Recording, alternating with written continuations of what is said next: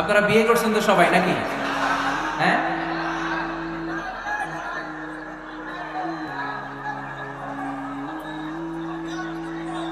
করো নাই? বিয়ে করে নাই কে কে দেখি? হায় হায়, চেয়ারম্যান সাহেব কই?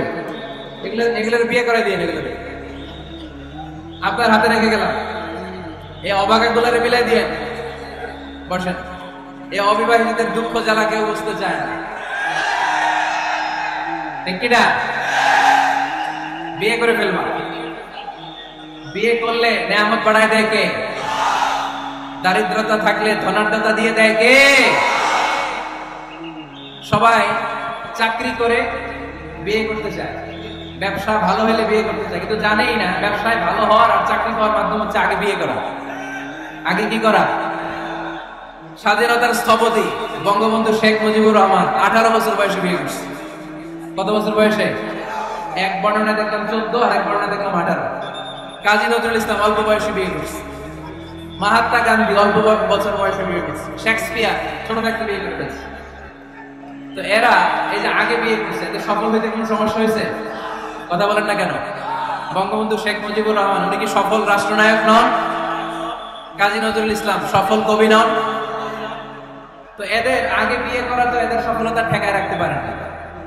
এরা আগে বিয়ে করে সফল হয়েছে, কিন্তু আমরা সফল হয়ে তারপরে বিয়ের পিড়িতে বসতে চাই, ঠিক কিনা? ঝামেলাটা এইখানে। এই জন্য ছেলের বাবা, মেয়ের বাবা, নীলফামারীতে যারা আছেন সবাইকে বলি, ছেলে মেয়ে প্রাপ্ত বয়স্ক যদি হয়, ছেলের জন্য উপযুক্ত মেয়ে পাওয়া গেলে, ভালো মেয়ে পাওয়া গেলে দিনদার, আর মেয়ের জন্য ভালো পাত্র পাওয়া গেলে বিয়ে দিয়ে দিবে। আর নিকাহ মিন সুন্নতি ফামান রাগিবা আন সুন্নতি ফালাইসা মিননি। বিশ্বনবী বলেন, বিয়ে এটা আমার সুন্নাত, আর যে আমার সুন্নাতকে পছন্দ করে না সে আমার উম্মত দাবি করতে পারবে। আরবাউন মিন সুনানিল মুরসালিন, 4টা কাজ দুনিয়ার সব নবীরা করেছেন, এর মধ্যে একটা হচ্ছে বিয়ে। সুবহানাল্লাহ পড়বেন না? এজন্য বিয়ে করবেন সম্মানিত ভাইরা, বিয়েতে বরকত।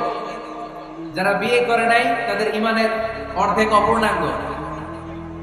বিয়ে করলে ঈমানটাকে পরিপূর্ণ করে দেয় কে? তো যারা হাত তুলছে এদেরকে আল্লাহ রূপবতী, গুণবতী, নেককার, ভদ্র স্ত্রী দিয়ে আল্লাহ ধন্য করুক। আমরা পড়ি আমিন। দেখছেন এখন গলার আওয়াজ বড় হয়ে গেছে, এখন মহা খুশি, বিয়ের কথা শুনলেই খুশি।